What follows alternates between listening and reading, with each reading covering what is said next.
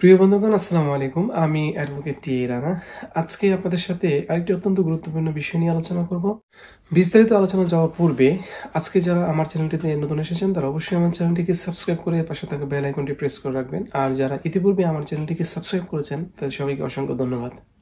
সার্টিফিকেটে বালাম নং অথবা ভলিউম নং, পৃষ্ঠা নং, সিরিয়াল নাম্বার এবং তারিখ, এই চারটা বিষয় কিন্তু উল্লেখ থাকে। এই চারটা বিষয় সার্টিফিকেটও থাকে, নিকাহ ইংরেজি নিকাহনামাও থাকে, বাংলা কাবিনেও থাকে। এই যে বিষয়গুলো এগুলো কোথা থেকে আসে আপনারা অবশ্যই খেয়াল করবেন। যেমন আমি আপনাদেরকে এখানে একটা বাংলা কপি দেখাচ্ছি। আপনারা দেখেন যে বাংলা কপির উপরে এখানে volume number, page number, serial number এবং তারিখ দেওয়া। এই যে ডকুমেন্টটা ভলিউম থেকে রেজিস্ট্রেশনটা করে নেওয়া আসা, এই যে সিরিয়াল নাম্বারটা দেওয়া হয়েছে, এই সিরিয়াল নাম্বারটা হলো প্রত্যেকটা ডকুমেন্টের, অর্থাৎ বাংলা কাবিন নাম্বারের টপে উপরে থাকবে আর ইংরেজি নিকাহনামার টপে উপরে থাকবে। কারণ হলো এই ডকুমেন্টগুলো আপনি কিভাবে ট্রান্সলেট করবেন সেই ট্রান্সলেট সম্পর্কে কিন্তু আপনার বিবাহ রেজিস্ট্রেশন আইন 2009 এর নির্ধারিত একটা ধারা আছে, সেখানে কিন্তু বলে দেওয়া আছে যে আপনি কিভাবে ট্রান্সলেট করবেন। এই জন্য আপনারা যখন ইংরেজিটা করবেন আপনারা খেয়াল করে দেখেন, এই যে ইংরেজির ক্ষেত্রে দেখেন একইভাবে ভলিউম নাম্বার, বালাম নাম্বার, পেজ নাম্বার এবং পৃষ্ঠা নাম্বার এবং রেজিস্ট্রেশনের ডেট ইংরেজিটাতেও একইভাবে দেওয়া, বাংলা এবং ইংরেজি একইভাবে ট্রান্সলেট হবে। পরবর্তী সময়ে আমি আপনাদের যে সার্টিফিকেটটা দেখিয়েছিলাম, এই দেখেন এই সার্টিফিকেটেও একইভাবে এখানে ভলিউম নাম্বার, পেজ নাম্বার, বালাম নাম্বার, রেজিস্ট্রেশন নাম্বার, এই ডকুমেন্টগুলোর যে ইস্যুকৃত যে ডেট রয়েছে সেই ডেট সহ সম্পূর্ণ বিষয়গুলো এখানে আসবে। এখন বিষয়টা হলো যে পার্থক্যটা কোথায়, মানে অসামঞ্জস্যটা হয় কোথায়? অসামঞ্জস্যটা হলো আমরা অনেক সময় দেখেছি যে বাংলা কামিন নামায় উপরে পৃষ্ঠা নাম্বার দেওয়া আছে, বালাম নাম্বার নেই, ভলিউম নাম্বার দেওয়া আছে, পৃষ্ঠা নাম্বার নেই।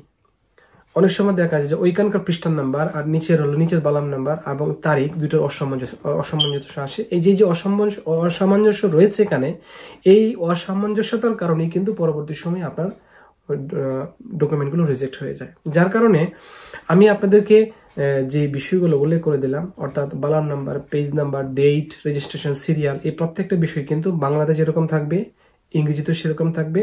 ইংরেজি থেকে যখন সার্টিফিকেট হবে সার্টিফিকেটও একইভাবে থাকবে, অর্থাৎ কোনোটার সাথে কোনোটা কোনো রকম গরমিল হওয়া যাবে না। যদি গরমিল হয়ে যায় তাহলে কিন্তু আপনার ডকুমেন্টটি বাতিল হয়ে যাবে। আরেকটা বিষয় আপনাদেরকে অবশ্যই লক্ষ্য রাখতে হবে, সেটা হলো যে আপনারা অবশ্যই দেখেছেন যে বাংলা কাবিননামাতে আপনারা 1 নম্বর কলামে দেখবেন অনেক সময় কাজী সাহেব বা রেজিস্ট্রাররা একটা কাজ করে যে বিবাহের স্থান এটা কোথায়, এটা লেখা থাকে যে কনের পিত্রালয়। এবং পরবর্তী সময়ে যখন সার্টিফিকেট দেওয়া হয় তখন সার্টিফিকেটে ওনারা কিন্তু লিখেন কাজী সাহেবের অফিসের ঠিকানা।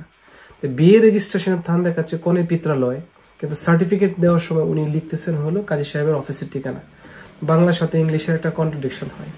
আপনারা যখন রেজিস্ট্রেশনের কপিটা করবেন তখন আপনারা অবশ্যই খেয়াল রাখবেন কোনো কারণে যেন আপনাদের এই ডকুমেন্টে বিয়ের রেজিস্ট্রেশনের তারিখটা কনের পিত্রালয় বা বরের পিত্রালয় এ ধরনের কোনো কথা না লেখে। 1 নম্বর কলামে রেজিস্ট্রেশনের যে স্থানটা, তারিখ এবং স্থান, এই দুইটাই কিন্তু রেজিস্ট্রার অফিস হবে। যদি পরবর্তী সময়ে রেজিস্ট্রার অফিস না লিখে অন্য কোনো কিছু লেখে, তাহলে যখন সার্টিফিকেট প্রদান করা হবে ওই সার্টিফিকেট দেওয়ার সময় কিন্তু এই বাংলার সাথে ইংলিশের একটা কন্ট্রাডিকশন শুরু হয়। যার কারণে আপনারা এই বিষয়টা অবশ্যই লক্ষ্য রাখবেন। সেই সাথে সিলগুলোর যে আমি বর্ণনা দিয়েছি সেই প্রত্যেকটা সিল, যে সিলটা যেখানে যেভাবে হওয়ার দরকার সেটা লক্ষ্য রাখবেন।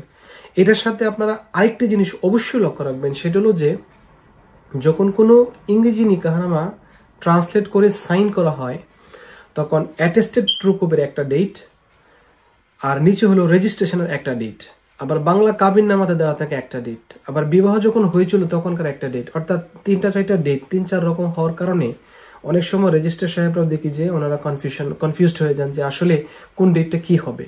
আমি একটা বিষয় আপনাদেরকে স্পষ্ট করে দিচ্ছি, সেটা হলো যে আপনারা যখন ইংলিশ ট্রান্সলেট কপি করবেন তখন ট্রু কপির যে ডেট হবে, ট্রু কপির ডেট ডকুমেন্ট তৈরির ডেট সেটার অবশ্যই পরে হবে। এবং আপনারা যে ট্রু কপির উল্টা পৃষ্ঠা, অর্থাৎ ইংরেজি নিকাহনামা করে উল্টা পৃষ্ঠায় নিচের দিকে যে সাইনটা হবে সেই সাইনটা অবশ্যই 25 নম্বর কলাম এবং এই সাইন সেম ডেট হবে। যদিও আপনি 5 বছর পরে সার্টিফিকেট তৈরি করেন আপনাকে অবশ্যই রেজিস্ট্রেশন ডেট 5 বছর আগেরটাই দিতে হবে। এটা কিন্তু আপনাদেরকে মাথায় রাখতে হবে, কারণ অনেক সময় এটা গরমিল হওয়ার কারণে কিন্তু ডকুমেন্ট একভাবে তৈরি হয়েছে, রেজিস্ট্রেশন আরেকভাবে হয়েছে, এই নিয়ে একটা কন্ট্রাডিকশন হয়। এটা মোটেও করা যাবে না। যখন বাংলা কাবিননামায় সমস্ত তথ্য সঠিকভাবে প্রদান করলেন, সেটা প্রদান করার পর বাংলা কাবিননামা থেকে যখন ইংরেজি ট্রান্সলেট কপি করবেন তখন ইংরেজি ট্রান্সলেট কপি করার সময় আপনারা যে বিষয়গুলোর প্রতি লক্ষ্য রাখবেন সেটা হলো যে আপনাদের passport, ID card, birth certificate, এই 3টা ডকুমেন্টের সাথে বাংলা কাবিননামার যে তথ্যের যে মিল রয়েছে সেই তথ্যের সাথে মিল রেখে আপনার ইংরেজি যে ট্রান্সলেট কপি হবে সেই কপিতে আপনি ট্রান্সলেট করবেন। কোন রকম ভাবেই ট্রান্সলেট কপিতে বাংলা কাবিননামাতে যে 25টা পয়েন্টের কথা আমি বর্ণনা করেছি সেই 25টা পয়েন্টের বর্ণনার যে তথ্যগুলো লেখা হয়েছে সেখানে কোন রকম ভাবে গরমিল ভাবে তথ্য দেওয়া যাবে না। কোনো কারণে হয়তো এরকম হয়েছে যে আপনার বাংলা কাবিননামাতে কোনো একটা কলামে ধরেন আপনি 18 নম্বর কলামে ইয়েস দিয়েছেন, কিন্তু কোনো কারণে ইংলিশে এসে এটা নো হয়েছে।